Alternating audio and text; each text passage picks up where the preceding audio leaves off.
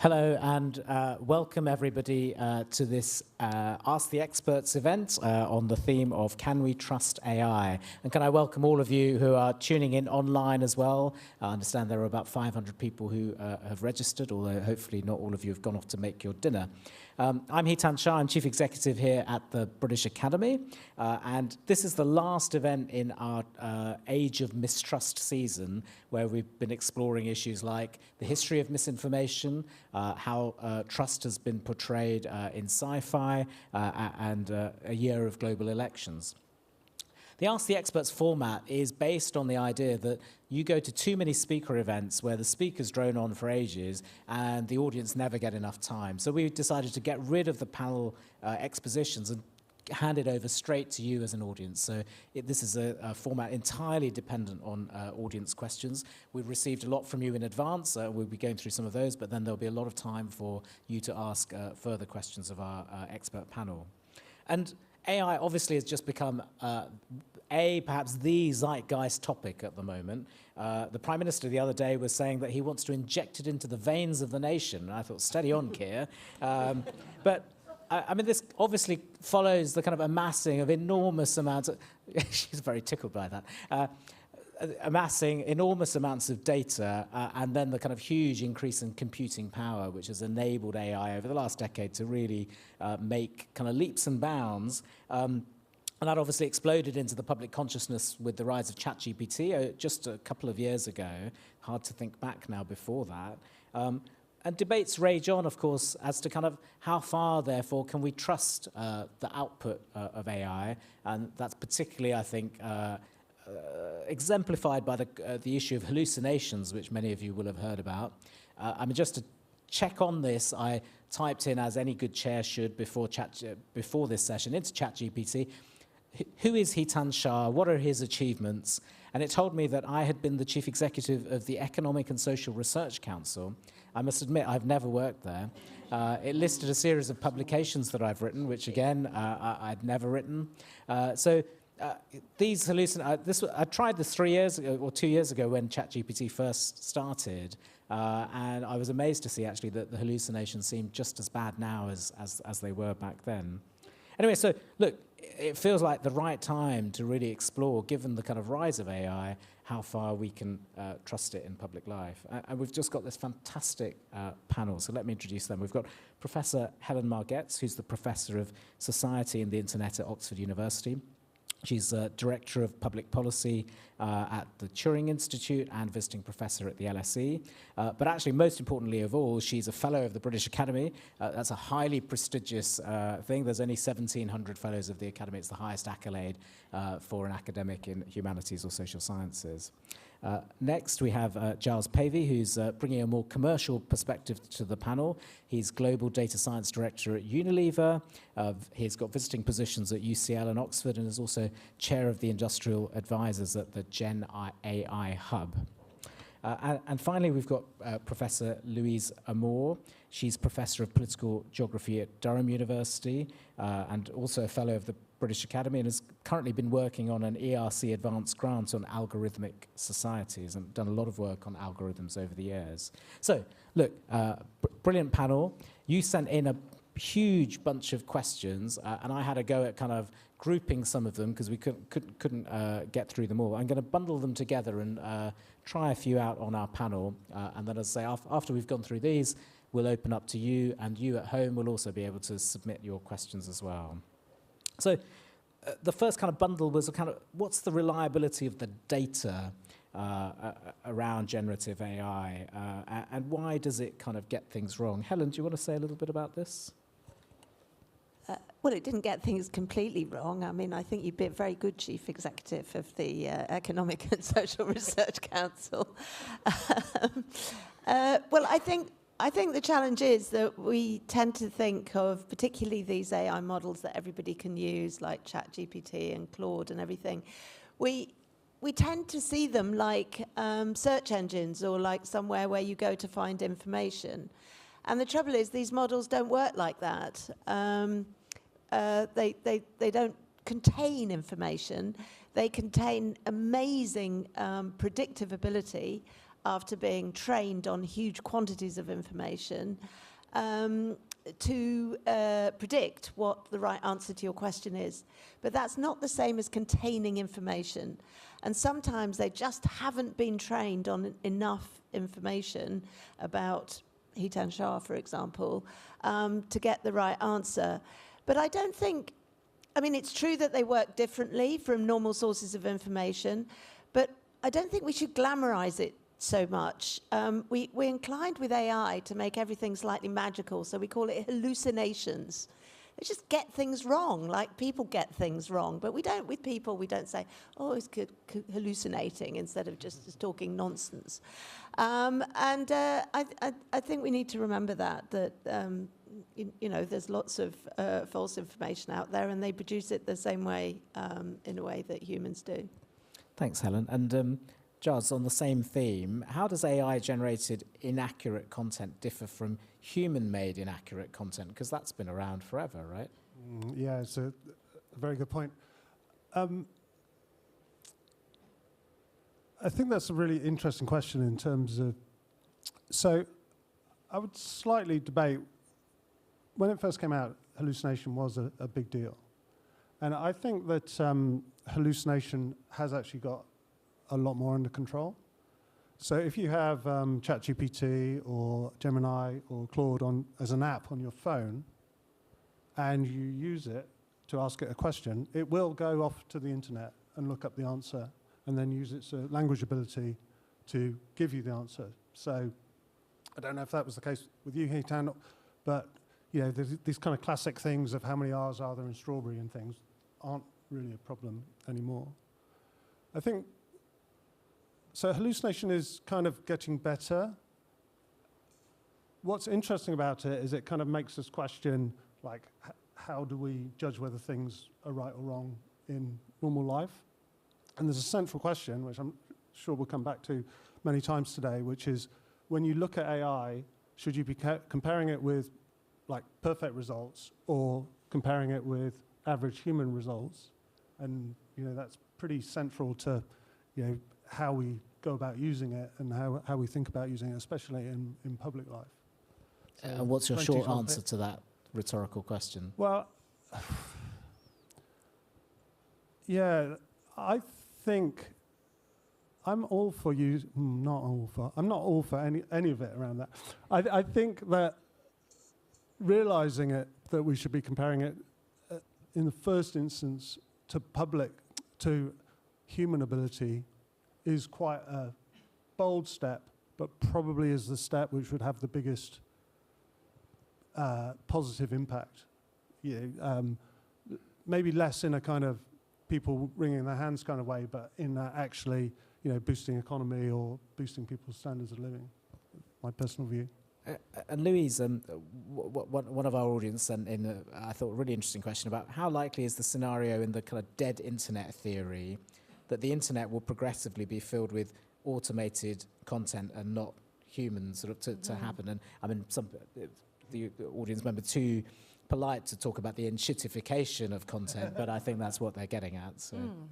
Yeah, so for the benefit of people in the audience who don't know this idea of dead internet theory, I mean, the origin of it is kind of a bit contested, but there was an important essay in The Atlantic that was saying something like, you may not have realized it, but the internet has been dead for 5 years. Now, but the specific context of that was really the hopes of the idea of a particular open space for, you know, a kind of utopian vision of the internet, and one in which people can come together, a kind of distributed form of society or community, that on the one hand was, you know, in demise, but most importantly of all, that increasingly the data and the information and material that we find on the internet is increasingly generated by algorithms.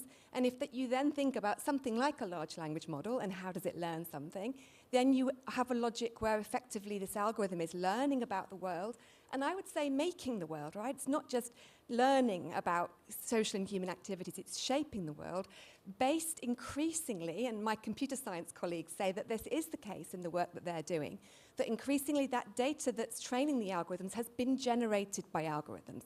And that means we have to understand what is the relation algorithm to algorithm. And that's why I think this question of trust that we raise in this series is so important, because what is trust? You know, and when we talk about the human, what is trust? Well, we might place trust in our oncologist to give us the right pathway for treatment, what works best.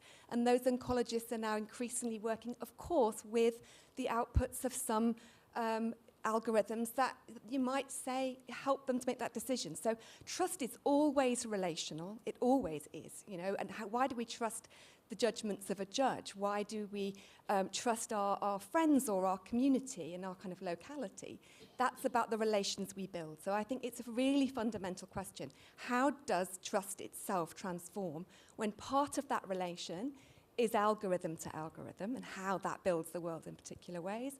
And increasingly, that the institutions and figures in which we invest trust themselves are finding that they are increasingly collaborating with machine learning algorithms. So I think, you know, in one sense, that's not new, and maybe we should be, as you say, careful about the hyperbole. Historically, so many other technologies have changed that relationship of trust. Initially, photography and the camera. You know, should it be trusted in the courtroom? The fingerprint, the DNA, the facial recognition, should we trust it? Is it really verification? So what I'm saying is, we shouldn't, I think, parody this as the human versus the machine, you know, or a human trustworthy decision versus an algorithmic untrustworthy decision. But we should be in this place that recognizes the value of humanities and social sciences, willing to say, trust itself is fundamentally transforming again with AI, again in a kind of longer historical context. So, Thanks, yeah, I would like Louise. us to see us do that. Yeah. And Helen, you look like you might want to come in, so do pick up anything from the threads. But I want to roll towards the next question as well, which is the next sort of bundle of questions was the role of government in all of this. So if you want to try and neatly segue, because I know you've been doing a lot of work on this at the Turing. Yes, well, I mean, there is a lot that AI can do for government, and this government, as the last government, is very excited about the possibilities of AI. And one thing that, particularly the kind of generative AI that we're talking about, is very good for is doing boring things. Complex, repetitive tasks that people who work in government have to do over and over again. Things like checking a photograph or checking a signature or drawing out salient points from a body of text.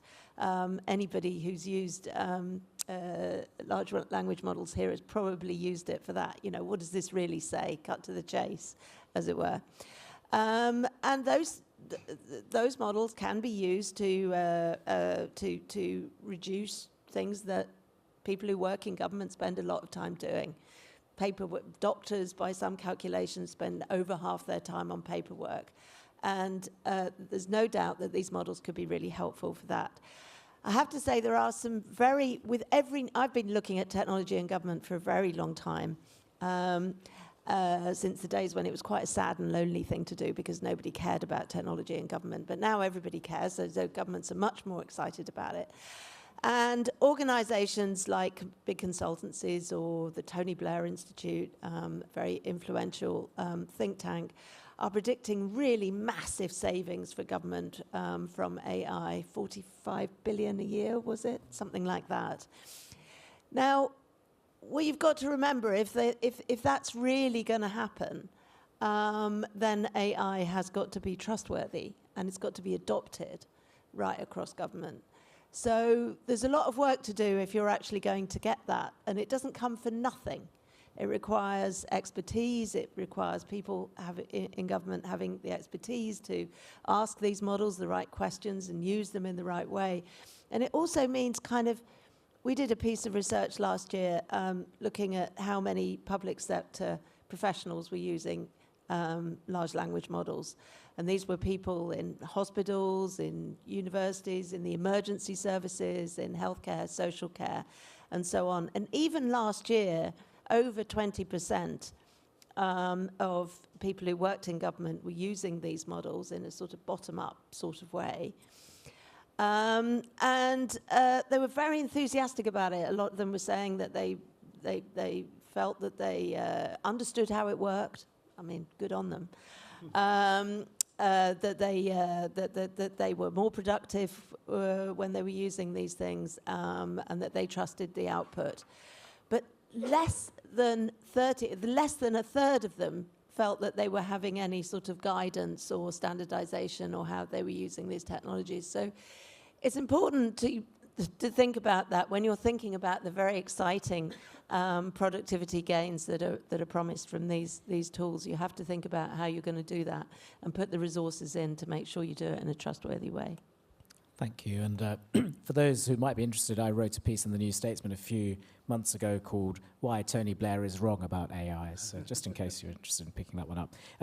Louise, one of the questions is, where does liability lie when an algorithm is being used? This is something I think perhaps you've thought about. So what's your sense? And could that be helpful in trying to improve the kind of reliability and trustworthiness of some of the technologies? Yeah, I think it's a brilliant question. Whoever sent this question, it was around liability and this kind of sense, I think, also of accountability. So perhaps, a broader sense of, well, why would one invest trust in a particular decision or the output of an algorithm? And of course, actually, in practice, I think liability does remain most often with the institution, with the organization. You can see it in so many areas. So surgical robots would be a good example. There's a lot of autonomous technology involved in that, but ultimately, still, the hospital trust or the surgeon are the people held to account. So I think that's one of our questions, right? What would it mean for artificial intelligence or for a series of machine learning algorithms to be held to account? And I do think that they should be, right? But I also think that means we need to reimagine what accountability actually means.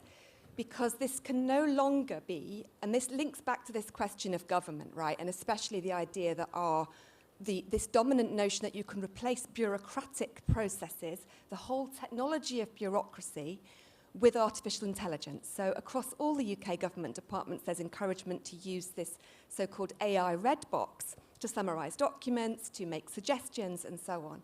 Now, I actually think that is quite a fundamental shift in the bureaucratic logic, because the bureaucratic logic says, well, how do we secure public accountability? We do it through democracy, we do it through ministerial forms of accountability. The role of the civil servant is about impartiality, it's about giving the best advice.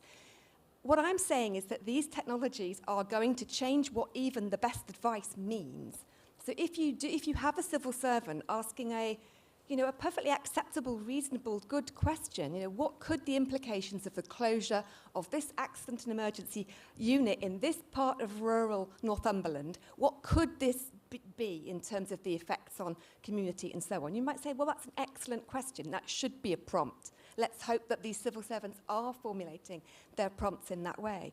But it's not a politically neutral, objective process that can be clearly traced back. We can't open the black box of that, right? That is a general large language model that has been trained on a huge, vast corpora of text data and is then being used to output and very often to rank what even the computer scientists are calling courses of action.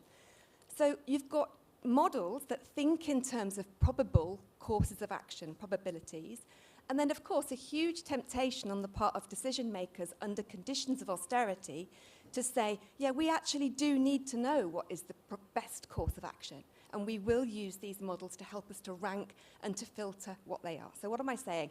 I'm saying that this demands a new form of accountability. If bureaucratic processes and ideas of transparency, and especially functional separation, that's very important to the civil service, functional separation. But what is the large language model promising? It's promising a generalized model that can be, and this is their language, task agnostic, right? If computer science is promising task agnosticism, that matters for liability and it matters for accountability. And that's not the same thing as saying it's wrong. It means we have a lot of work to do, to catch up. Yeah. And taking a step back, there's a lot of discussion, Giles, going on about regulation from government. you're in the private sector where you'll also be thinking, but we want to make use of these technologies. And somebody's asked specifically, you know, how do we get the balance right, if it is a balance, for the UK to both regulate AI in the public interest, but also use AI for economic purposes, attracting AI talent, and to be competitive?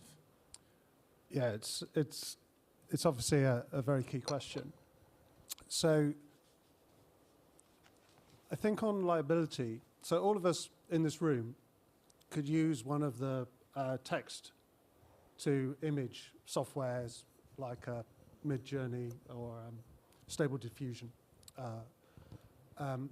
to write some text, create me a picture of some elephants in front of the Eiffel Tower playing football, and it will do that job. But if we look into it, there's some kind of up for debate about whether those have been trained on things that have broken intellectual property or been used without the creator's consent. So you can use those for free. If you're a business, now software companies will say, we will sell you a license to this text-to-image software, which will guarantee that there's no IP infringement. So they'll kind of take, if you like, the liability off your hands. And I wonder whether there's a similar thing that, you know, potentially government could do, of saying, you know, maybe for a subset that, you know, you might be scared of using this, but we'll somehow underwrite it. And definitely obviously I don't speak for the private sector, I speak for myself, but I think what would be a real boom for the private sector would be publishing of AI standards where, you know, companies could, yeah, I'll use that one because it's got the kite mark or whatever it is. I think that would have a big sort of liberating effect on, because you know, we see the popularity of this talk. It's something that, you know, everybody's got a kind of opinion of, and everybody worries about. You know, and what is the way forward? Well, you know, maybe kite marks and saying, yeah, there's a lot to think about here, but we've at least given you this standard. Helen, how have you been thinking about some of these issues? Well, I think it's important. There's a tendency in this space to think that you've got regulation over here and innovation over here, and somehow they're incompatible. And I don't think that's the right way to think about it. I actually think that some kind of regulation or a regulatory framework is essential for innovation. If you look at this question of productivity savings, and of course the dreamed of productivity savings in the private sector are even more gigantic than those in the public sector. They rely on adoption. They rely on people using AI or using tools built with AI in all sorts of ways. Otherwise, these savings are just not going to come. And that relies on adoption, which means that people have to feel comfortable using these technologies, and they have to feel that they are being regulated. When we think about using something, when we go and see someone who's going to operate on us with a robot, or if we get into a driverless car, we're sort of relying on the idea that it has in some way being regulated, and it's not going to turn into a sort of killer robot or a science fiction movie. And there's a lot of evidence to suggest that people do feel like that about AI. So we, at the Turing Institute and the Ada Lovelace Institute, we've jointly carried out a survey on public attitudes to AI. Actually, it's just going to be launched tomorrow, actually, in Parliament over there. And one of the questions we ask is, what would make you feel more comfortable with AI? And a strong majority of people choose laws and regulation. And an increasing majority, we did this 2 years ago as well, so the figure is now 72% of people saying they want laws and regulation to feel more comfortable with AI, which was 62. It's up 10% from last time, just 2 years ago. And I would say that rise has a lot to do with the fact that GPT came out just before we did the last survey, so this is the first survey to have large language models in it. And they want government to be doing that. They don't just want it to be the platform companies deciding on how these technologies are controlled. So I think it is really clear that a kind of safe space for the private sector as well as the public sector to innovate with AI involves people feeling that this is controlled in some way, and that applies to every single sector. It applies to transport, it applies to healthcare, it applies to education and so on. I'm glad you mentioned education, because that's the next set of questions that the audience set in. And I mean, that is a very general question. Louise, I might start with you and work down. Just, can you say something about how you're seeing the use of AI in education systems and what you see as some of the challenges and opportunities? I think it's really observing that people were really interested in asking questions about perhaps their sector or the area of their life where AI touches the most. I think that's so important. There'll be people in the audience who are architects or artists or lawyers, and people who write poetry who might worry about how many of their poems are being used to train large language models. And I think that situatedness is really important, just to sort of preface what I want to say about it. And of course, education itself has a long-standing relationship to number and to statistics. So in one sense, it's not new. The use of kind of statistics to kind of think about likely outcomes in education is not a new thing. So then I think the question, which I think is an interesting one, is, well, what is it that's special then about our particular times and the algorithm entering what is a crucial thing for us? It's about how we read and how we write and how we come to recognize the world, right? So it's not just, is AI being deployed in education? Yes, of course it is, in ways that are very challenging. But actually, those tools are also changing the way that we think about writing. I was talking to a teacher the other day who was talking about a group of students who she said were brilliant in terms of coding and mathematics, and she said they're becoming very good at prompting and very good at structuring text because actually they struggle to write, right? And that's we need to keep in mind, that it's what's happening is the emergence of different forms of reading and writing. Now, but on the flip side of that, in this country, when is perhaps the only time we've seen people marching in the streets with placards that say expletive the algorithm or hands off my education algorithms, is during the pandemic, when it was proposed that an algorithm should predict the likely GCSE and A-level grades for a cohort of young people. People marched in the street about that, and that was not artificial intelligence. That was a rules-based algorithm that could be unpacked really quite easily. So I guess the most important thing here is also, in terms of trust and distrust, that there is evidence increasingly that the use of some of these tools may be deepening existing educational inequalities. So where you've got a turn to the use of some of these technologies to plug gaps in areas where you don't have sufficient teachers or where you can't supply the kind of one-to-one tutoring that you might want to, I think we have to ask ourselves that question, which is that sometimes it might be necessary to have a healthy distrust. For very many communities, their experience of education has been about marginalisation and has been about being locked out from opportunities. And so I think that will be then also crucial to think about what actually is the right space for the use of artificial intelligence in education, and actually what's it doing to our existing long-standing educational inequalities in this country. Yeah. And Giles, how are you seeing? Are you seeing use of AI in education, including in the sort of corporate world of training and so on? So, I think for me what's really, what we all need to learn, and what I think will be important to teach children, is how to get the best out of being a human with access to computing. So there's this lovely example, which is sadly now not in date, but there's this chess tournament called Ultimate Chess, and anybody can enter Ultimate Chess. So Magnus Carlsen or whatever else can enter. It doesn't matter how good you are at chess, you can enter. and any computer can enter ultimate chess. And there's a third category, which is any non-international master with a laptop.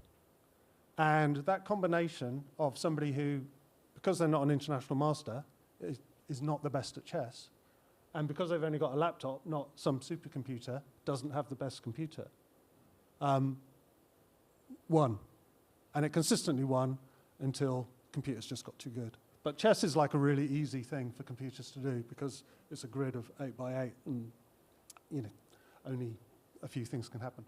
But that idea of how will we flourish in a world where, you know, access to computing will be ubiquitous, and, you know, we're already kind of seeing it in terms of, you know, I don't know, you do geography, don't you? I don't know whether they still teach how to, you know, read an ordnance survey map in schools, but, you know, plenty of people probably, you know, never do that anymore because Google Maps tells them where to go. And, yeah, I think that being prepared for that, we're always going to have that with us, or the vast majority of the time. But the one thing I would say, that because all of the new AI is underpinned by probability, I think teaching people about probability, and dare I say it, even Bayesian statistics, is just so important for kind of understanding, well, this is probably right, but might not be, and, you know, what might be the red flags for it not being right. Sure. So, Clarion call for AI literacy. Helen, please come in on this, and also, I mean, to the extent that you're aware of how universities are grappling with how they now assess students. I don't know if, you know, if you're on top of those debates, a kind of glimpse into that world would be very interesting for us, I think. Yes, well, in advance of this question, I checked what it said on the government website about AI in education. And it said AI has the power to transform education by helping teachers to focus on what they do best, teaching. Now, so the assumption there is somehow that it's just teachers are just going to be using it for the little paperwork stuff, and they're not going to be integrating it into the task of teaching. And I mean, I agree that definitely paperwork issues should be, AI should be used to solve them, but I do think that that statement rather underestimates some of the more transformative and also troubling issues concerned with the use of AI in education, because teachers surely will be using it to prepare course materials, to draw up lesson plans, to do all sorts of things.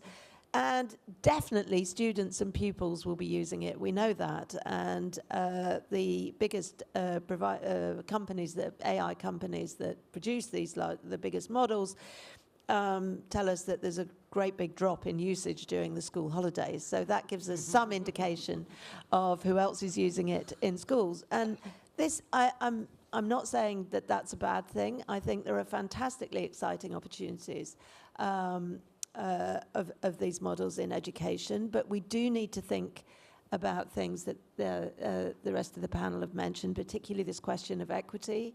You know, have you got £20 a month to spend on a large language model subscription? That's already a great difference there to start with. Have you got digital inequality is a huge issue in this country. We found that out during the pandemic.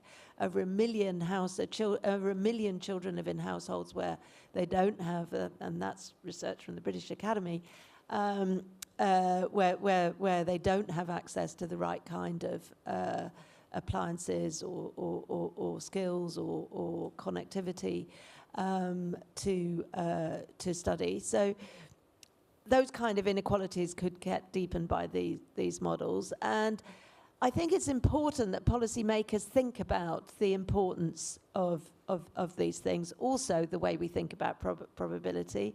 I totally agree that the understanding of how these models work would be greatly enhanced by kind of really prioritizing that and thinking about that and thinking about kind of digital literacy and so on. So, yeah, I think more homework needed. Could do better on thinking about those transformative issues. Thank you. The next question I'm going to throw open to any of you who want to come in, which is on how AI is affecting the recruitment industry, and including, will recruiters be able to trust that any answer given to them hasn't been written by AI? And I should certainly say, I mean, we're seeing as an employer a real rise in very similar looking applications. So we're certainly grappling with that ourselves. Giles? Yeah, this is something that I've turned 180 on, or maybe 360 even. So if you apply to be a data scientist at Unilever, we issue you with a test, and you've got 30 minutes to do it. And we're like really proud of the fact that we don't look at your CV if you can write the Python code that's needed. Then it doesn't matter what your background is, you've got through that stage of the interview. And then in early 2023, so ChatGPT came out in November 22, I think, we had a bit of a panic attack about, what if people have got two monitors and on one they're just typing the questions into ChatGPT. And we worried about that for about 6 months. And then it started to become clear, like Microsoft was saying, half of our code now is written by AI. And more people were saying, yeah, you'd be an idiot not to use AI to write your code. So in data science, at least, we encourage people to use GPT or whatever to actually, because they'll be using it in their job. So I think this is it's an interesting thing.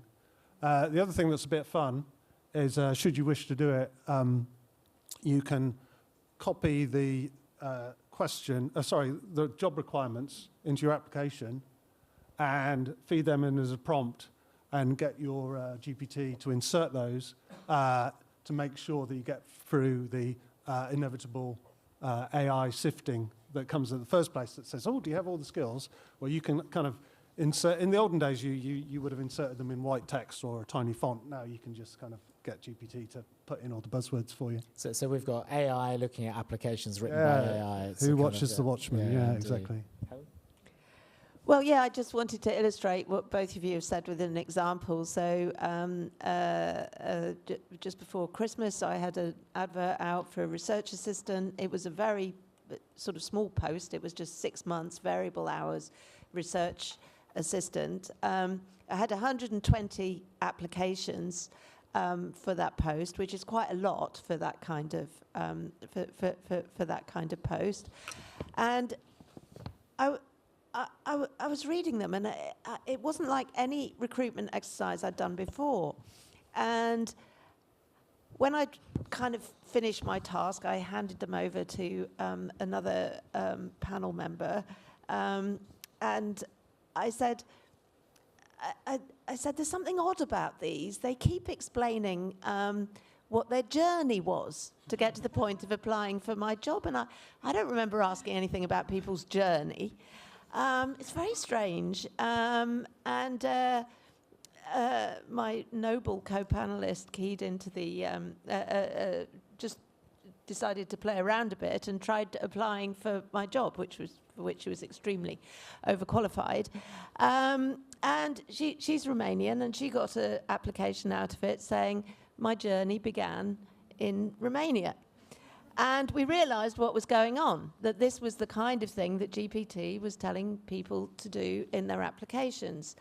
And there's a number of implications with that. I mean, individual candidates have no idea how much the large language models is sort of standardizing their applications and making them all look, they can't possibly know that. Only we could know that from looking at them. So that's one thing. But the other thing, of course, is there were a lot of applications for that job. Well, it's much easier to put an application in. But in many universities, I know, not for students, but for researchers and so on, people are starting, they have to use AI to sift them because there's so many. 120 applications is a really, and is a lot to go through. So you are getting, it is a problem because you're getting more applications, more looking at them with AI. And I have to say, if I was sifting that one, if I was AI sifting that one, I would say I would not prioritize the ones that say my journey began. And in fact, I heard recently that OpenAI has forbidden the job applications which are written with you couldn't make it up really, written by GPT. I don't know if they're allowed to be written by other large language models. I'm not quite sure. Well, this is an AI arms race I don't think I could have predicted. Louise, anything to add on this one? Oh, well, I guess just we did look at this on the Algorithmic Societies project, and I suppose, more from the perspective of how, trust and the kind of relationships that are built or not built through this kind of process of recruitment. And one of the examples really stands out in my mind, and it was a graduate who said, and it actually relates to what you were saying, Giles, about not caring so much about the CV, but what mattered was the Python. And what this particular graduate was saying was that she had been filtered out of the pile following an AI video interview where she knew that she was being interviewed by a robot, and that, she said, I said, how did it make you feel? And she said, well, I did feel like it was interested in my kind of traits and characteristics. I felt like it mattered how I was presenting myself to the screen. And in the feedback that she got when she was rejected for the next stage, it said that she had weak numeracy skills. She had an A star in A-level maths and a degree in maths and computer science first class. But I think there's a serious point to be made about this, which is that these particular kinds of models, almost by necessity care less about the content for all kinds of quite technical reasons that are also social and human reasons, right? So it acts through compression, so some of that data is effectively compressed and lost. It necessarily needs to think about the idea that content, perhaps, the content of her CV, she felt, had been deprioritized in favor of how she had played this balloon-bursting video game that was part of the interview process. And I think that is, to me, an important move and an important shift away from conventions of qualifications and evidence that was in her CV towards behavioural characteristics and traits, which I think, thinking about the British Academy and the kind of people who have for so long done research here, it matters in our society that we think about the particular sorts of policies or approaches that do act on behavioural traits and characteristics and why and how that is happening. And I think in recruitment, the evidence is that some of that may even be discriminatory, even in terms of protected characteristics. So, there's a lot, again, more work to be done. Yeah, it didn't feel like a coincidence that it was a she who was weak at numeracy. And, the training data that kind of, the algorithm is trained on often finds itself reproducing itself unless you kind of force She it felt it would favour gamers, which, Sure. Good. And then maybe on to the last question from the audience, and then we'll turn over to the live audience, which was, how do I start in AI? Use it. I think this might mean career-wise, and I mean, that's a fair... So when Unilever's a great company in that other companies are available. Yeah. And we make Marmite and pot noodle, so how could we not be great? And we got 100,000 people, roughly, who, and every year we run hack events that are open to everybody, where we, anybody can come along. This last year, we were creating posters for our products to put in supermarkets.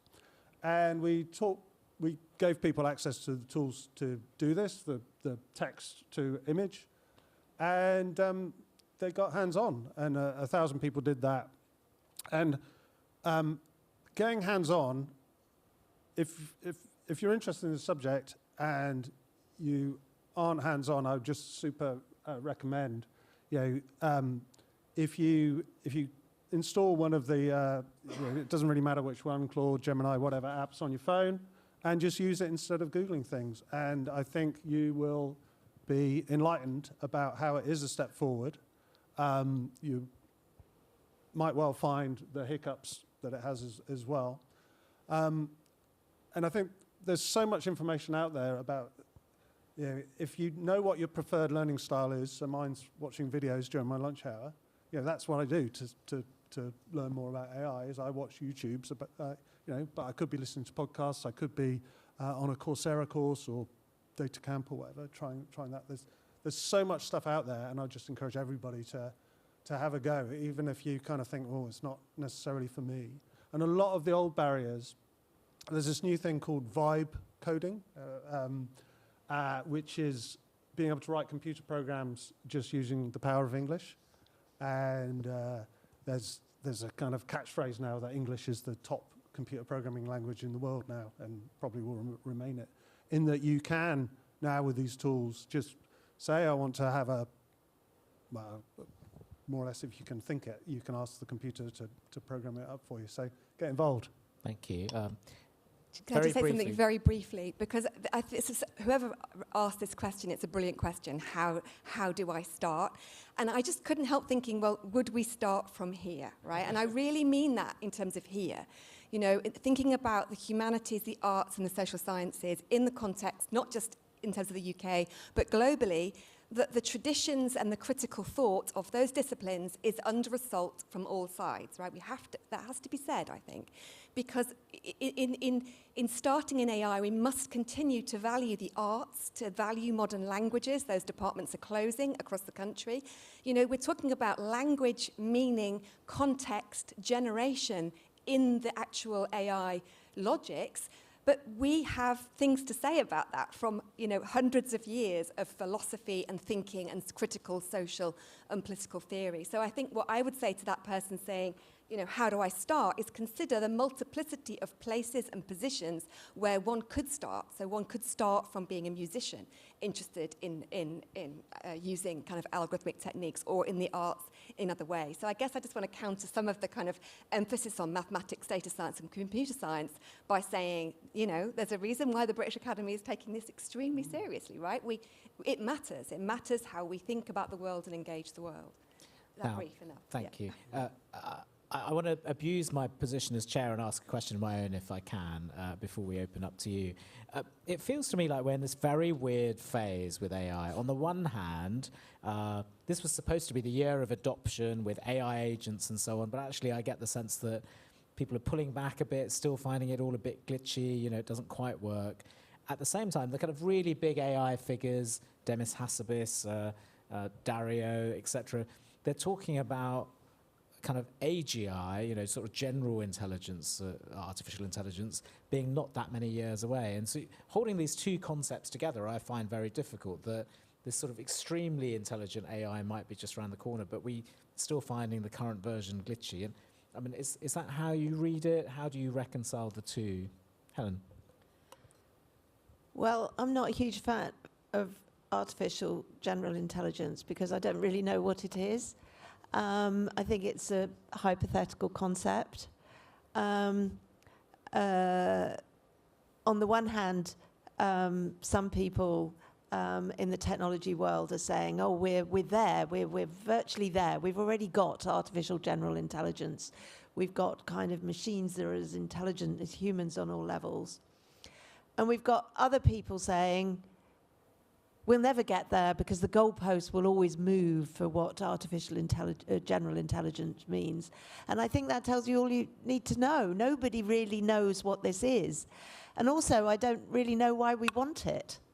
Why do we want artificial general intelligence, whatever it is?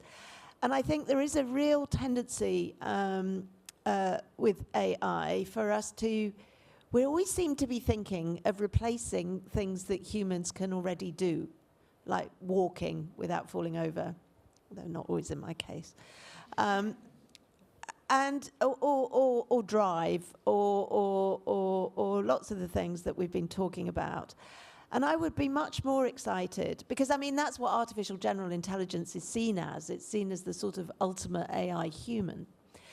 But I think, and with two colleagues, we wrote an article in Nature Human Behaviour a year or so ago arguing this. We should think much more about AI doing what humans are rubbish at. There's loads of things that humans are really bad at. Look at during the pandemic, when everybody was talking about data and prime ministers were showing PowerPoint slides of R numbers and so on. But the models that we had were really not very good for getting us out of that mess. We were still implementing policy interventions like furlough schemes and loan schemes without any idea of how they would play out in practice and not knowing what the effects. And it could be so much better if we focused on developing the kind of AI that does things that humans are really bad at. We're really bad at sort of taking in very large scale sources of data and getting insight from them. We're really bad at that, so let's get our AI to do those kind of things. We're also really bad, I should point out, at not being biased. Bias is a terrible problem with humankind. For that reason, it's a terrible problem with AI. But we should be focusing on that as a really interesting kind of computer science problem, rather than striving after this kind of mythical artificial general intelligence. Very good. Look, I don't want to take up too much time with my question, so let's now throw it open to you. We're going to take 3 or 4 at a time. So we've got the gentleman here, somebody there, lady here, and then a 4th one there. So we'll take the 4. Go ahead. Thank you. Recently, a few counter-influence operations organizations like the American Sunlight Project and NewsGuard exposed apparently successful attempt by Russian, foreign manipulation operation to influence AIs by creating vast numbers of websites, Potemkin websites, as it were, to push the same narrative, and then AI would, like the web crawlers would pick up all this information, and the AI would be trained on that and take that as the consensus, like the prevailing narrative, say like, did Ukraine start the war and things like that. And it would, they tested some of these LLMs and they spewed out basically Russian propaganda. So just wondering what kind of safeguards can be realistically implemented against this kind of AI astroturfing. It's a relatively new problem, I guess. Brilliant, but yeah. Brilliant question. If you pass the mic just behind you to the lady just behind you, and then we'll come to you, sir. Hi, thank you very much for the brilliant talk so far. I was intrigued by the idea of trust and was thinking about it, that the people that I trust a lot are the ones that can explain their reasoning and also perhaps express doubt in what they're explaining. So I was wondering, what I understood from it is that a lot of the improvements in AI are focused more on accuracy to increase trust. Is there also research on introducing doubt? Like, can the computer doubt itself and also express that to increase trust in whatever it's trying to convey or the message that it's sharing? Great question. Now, if you pass further behind, got the gentleman standing up. Good evening. How would you implement morals into AI to stop it making war or to be assisting in war? Or there are 2 sides to the Ukrainian, of course, so I do see both sides. Okay, thank you. Morality. And then we had somebody over here. I think we may already have the mic. Hello? Yeah. My question is related to the second and third question. There seems to be a broad project of imbuing AI models with values that we as people deem to be good, like trustworthy and trustworthiness. I'm just kind of wondering, what does that work actually look like when AI models has always been presented as a kind of black box, wherein the algorithm engineers themselves don't necessarily have full control and transparency as to how their models actually work? Thank you. Great set of questions, and all quite interlocking, I think. So how do we safeguard against sort of the external astroturfing? Are there models that kind of introduce doubt as a way of kind of improving their reasoning?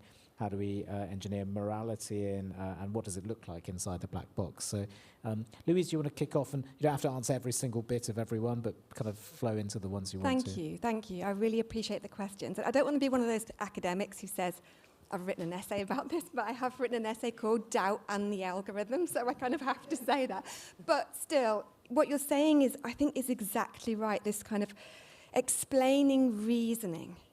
Because it is also true that in the kind of current debates in computer science, that it's explaining reasoning that's getting so much attention, and that I think we need to take quite seriously. So there are processes of what they call chain of thought, for example, where the suggestion is, well, you can have a more accurate output, or you can have a more accountable output if you can just break into steps the chains of thought. So what I want to say about that is that the difficulty is that we think about human reason, and somehow we then apply it to algorithmic reason. And I think my point is that actually we need to think about a new and novel emergent form of reason through algorithmic technologies, which challenges many of our human traditions of thinking about reasoning.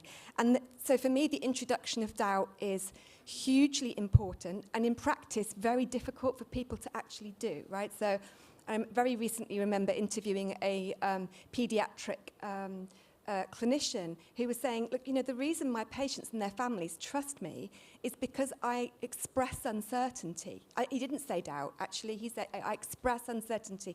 I explain to them to the best of my ability what the kind of aspects of that uncertainty might be.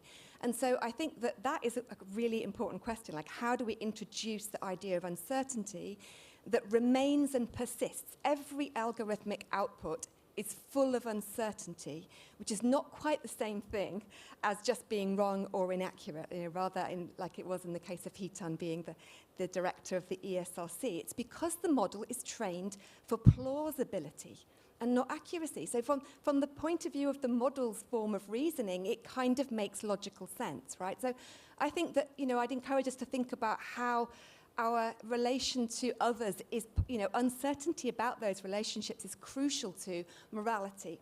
Somebody asked a question about morality in relation to war, for example, or autonomous weapons. And I think that that's where much of the debate about the ethics of algorithms has gone wrong, because it's focused on having an ethical code of conduct as though we could have a series or sequence of rules. And now we're living in a non-rules-based algorithmic world, right? The whole point of the Nobel Prize-winning algorithms of people like Geoffrey Hinton is a shift from what he describes as handcrafted human rules-based systems to a system that discovers structure in data, right? So we need to adjust those things. It doesn't escape our capacities as human societies to understand them, think about them, debate them, and discuss them. But it does mean we have to kind of historically contextualize where we are now with uncertainty and doubt. I've said enough. Yeah, thank you. Giles, where do you want to jump in? I agree with that completely. In terms of the point about whether AIs can be tricked, I think that probably highlights maybe the kind of upstream problem, which is GPT stands for Generative Pre-trained Transformer. And transformer is like the maths of how it does it. But the pre-training is it was trained off the internet. And you get into just the world of, all the biases and all of the kind of weirdness that's on the internet to start with. And it's kind of held up as if the internet is a fair reflection on humanity. And I think that's probably where, the more kind of questionable point is. You can kind of play with it, but the underlying thing is it's been built off the internet. And if the internet can be trusted on a subject, probably means that AI can be trusted on it. And if the internet can't be trusted on a subject, which I'm sure that many of us would think there's plenty of things that the internet can't be trusted on, then that's where you should definitely be more kind of worried about AI, I would say, or its validity. Do you want to say anything about chains of reasoning? And I mean, the recent updated models of GPT and so on are trying to introduce almost mechanisms that check themselves. Can you kind of get into that a bit? So, when Transformers came out, this was a new technology which enabled large language models. And that was probably the big algorithmic change that happened. And since then, there have been these kind of clever computer science changes, changing the architecture. And chain of thought or reasoning is, rather than asking one question to your LLM, you ask it a question and then you ask it to think about the answer and what does that make you think? And then you ask it to think about the next answer and think about it backwards. Does this necessarily follow? And you could bring another LLM in to check it. And this is how the kind of hallucinations are being limited. It also gives you a kind of sense of being able to, so if you go to deep research or something, or GPT 4.0, which does reasoning, it will show you what its reasoning is. And you have to be careful not to anthropomorphize, I can never say that word, make it human in that point, just because it will show you the kind of steps it went through. But it's a major sort of step forward in the ability for us to kind of have some kind of understanding of what's going on. I mean, of course, the big kind of debating point is, do we understand what's going on in ourselves, let alone our fellow human beings? You know, and that comes back to, should we be comparing AIs to perfection, whatever that might be, versus human performance? So more questions than answers. Sorry. Yeah, thank you. Helen? Well, I'll go for the astroturfing one because, I mean, there's no doubt that most of the kind of online harms, like astroturfing, like kind of hate and abuse and bullying, like misinformation, they can be turbocharged by AI. There's no doubt about that. And I'm sorry, I'm going to give rather an academic answer here, but I am going to say more research needed, because we don't spend enough time researching the kind of effect that's having on our information environment as a whole. But it is something that a lot of researchers are beginning to think about. How can we understand how our information environment is changing with AI? And, you know, a lot of us think there will be things in a number of years that we'll wish we'd measured now, so that we can keep an eye on what's going on. One thing that we did measure was to, it's not perhaps astroturfing that's related to this, but just to illustrate with an example.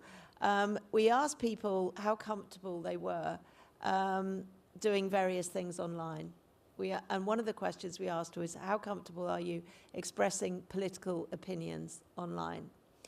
And the figures we got with that were, for me, extremely worrying. So 73% of women said that they were not comfortable, or they were very uncomfortable with expressing their political opinions online. More than twice as many men were comfortable than women. And I'm sure if we'd have asked this question to people of different racial groups, we would have got, you know, similarly worrying answers. Now, we don't know what that was before. It may be it's always been like that. I don't know. But these are the kind of things we ought to measure to understand how our online environment is going forward and the extent to which AI is having an effect. Just to end that on a more cheerful note, one of the things that Sam Altman said, last year was the year of AI and democracy, apparently, according to lots of sort of technology gurus in Silicon Valley. They didn't really mean AI and democracy, they meant AI and the US election. But one of the things that was predicted, that political micro-targeting with AI, you know, honing in political messages to kind of personalize them to individual people, was going to completely sort of destroy the electoral process. And we have done some research on that, which rather suggests that that's just not the case. But you need to do research to understand that. In fact, what we found was that these language models are so persuasive that their best message is quite good at persuading everyone. So that's the next thing that we need to research. Do you see what I mean? Rather than just taking the claims of the technology companies as kind of read. We have to do much more to understand how these are changing our social, economic, and political systems. Thank you. And last year was supposed to be quite confidently asserted the year of deepfakes affecting elections, and actually it barely happened other than a few kind of comedy videos, as it were. So we mustn't be too confident, as you say, in predicting. Now, are there some online questions coming in? Yes, I've got a couple of questions from online. So the first question is, does the panel take seriously the possibility of parasocial relationships between vulnerable people and their AI assistants? The second question is, should the government place anti-monopoly laws on AI companies to prevent big AI companies from buying up smaller startups and ensuring in that way that there's more competition on the market? I'll leave it at that for the online questions. Yeah, very good. Well, let's turn back to the panel with those two, because we're getting close to time, so I think we'll otherwise run out. But two great questions. One on what's the social relationship between humans and AIs? I mean, they've talked particularly about vulnerable people, but I don't think we need to restrict it just to that, actually. I mean, I think there is a really interesting question about what's the relationship happening in terms of our the rise of that sort of digital sphere.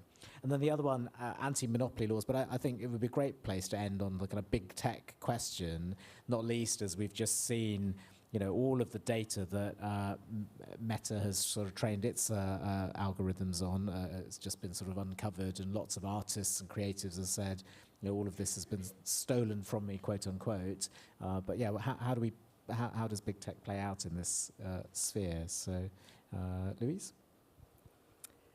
Thank you. Yeah, so the question about AI assistance, which I took to also mean around kind of questions of maybe of ableism in particular societies also. Is that what was implied in the question? But perhaps we can extend this to think in general about like how we can disrupt this kind of category of the human or the machine, and think about what sorts of complex forms of, I don't know what we would call it, like collaboration between the human and the algorithm. And I was fortunate enough last night to go to the opening of the Grace and Perry, I suggest you go, the Delusions of Grandeur at the Wallace collection, because of course Grace and Perry is introducing AI elements into what are, you know, very, you know, world-recognized artistic practices. And I was just so struck by when you look at an actual object in which it's increasingly difficult to discern which elements of those have been sort of assisted by an algorithm.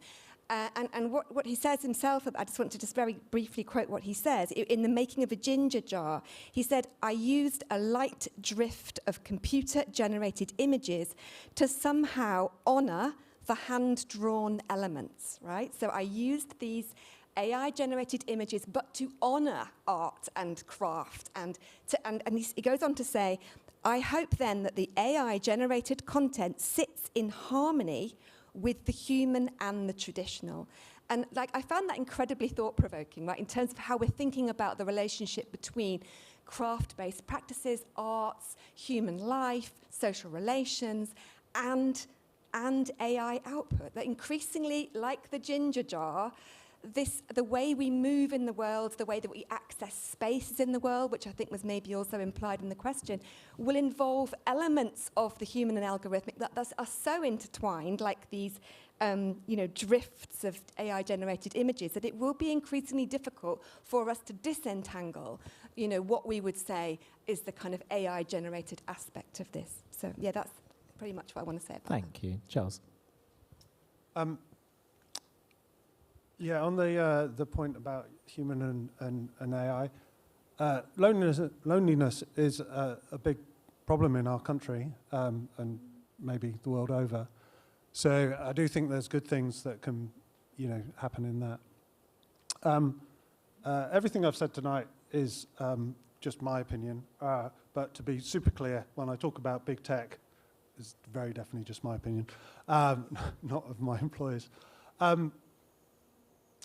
Yeah, I mean, it is quite, I don't know what the right word is, unnerving, sitting here in Europe and using like solely American AI.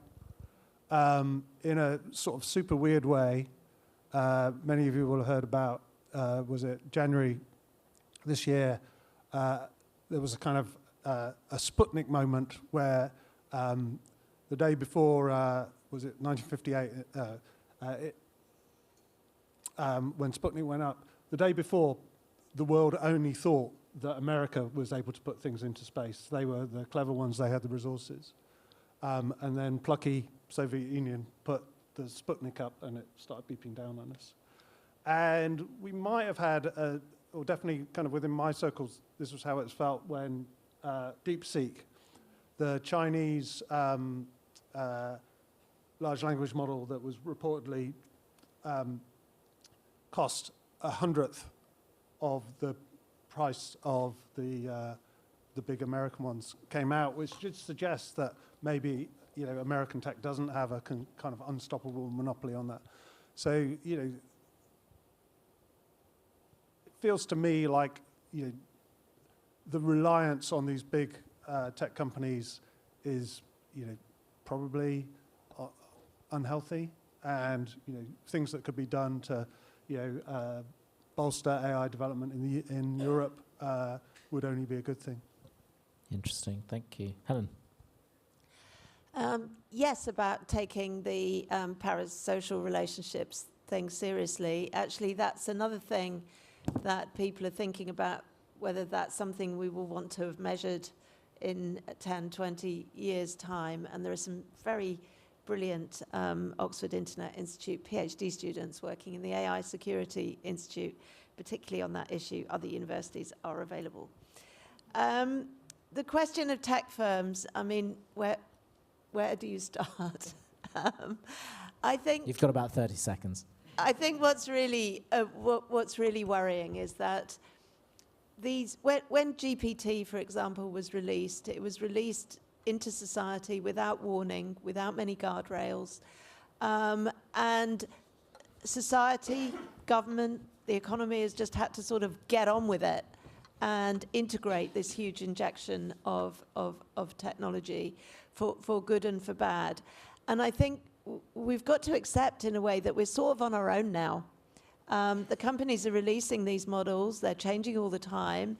The influences that these models have will change, and we've got to work out ways of kind of, like I was saying before, about sort of standardizing the way they're used and kind of putting our own guardrails in and integrating them into our social and economic and political practices. And yeah, but we can't just sort of give up because there's some very large companies in charge of these models. We should also remember that, the clues in the world, generative, they do offer all sorts of new possibilities for smaller companies to do exciting things that will help us in all sorts of ways. And we need to make the most of that while limiting the excesses. Thank you. Well, look, I won't try and sum up, but some of the takeaways that I've had from today's discussion include the importance for trust, the importance of the chain of reasoning and the kind of expression of uncertainty.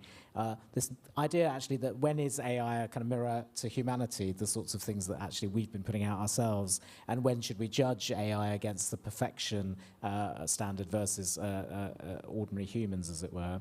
I think it's come out that we ought to go beyond simple dichotomies of AI versus human or regulation versus innovation. And Helen, you in particular have talked about the power of research and the importance to track things because we're in new spaces and environments. But I might end really quoting you, Giles, more questions than answers. So I think, I'm afraid you'll have to tune in another time. So that brings to a close our Age of Mistrust season. It foreshadows our next season theme at the British Academy, which is Folklore Reimagined. Do sign up for those events, which there will be programs and so on outside. And there's a bar outside, so you'll be able to continue the conversation there. You've been a fabulous audience. It was your questions that drove the discussion. Let's thank our speakers in the traditional way.